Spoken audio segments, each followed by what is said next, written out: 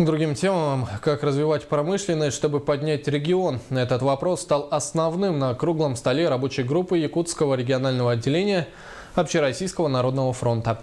Участники представили 11 докладов о разных сферах Якутии, начиная от законодательной базы, сельского хозяйства и газопереработки и заканчивая внедрением инновационных проектов. Как отметили участники, сегодня горная промышленность работает на зарубежных машинах.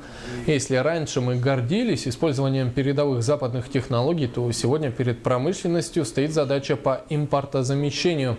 Также речь шла о приоритетах промышленной политики, проблемах повышения престижа рабочих профессий и поддержки экспорта. Сейчас все понимаем, да, сегодня после санкций, введенных рядом западных стран, у нас проблема промышленности сразу видно стала, отставание по промышленному производству.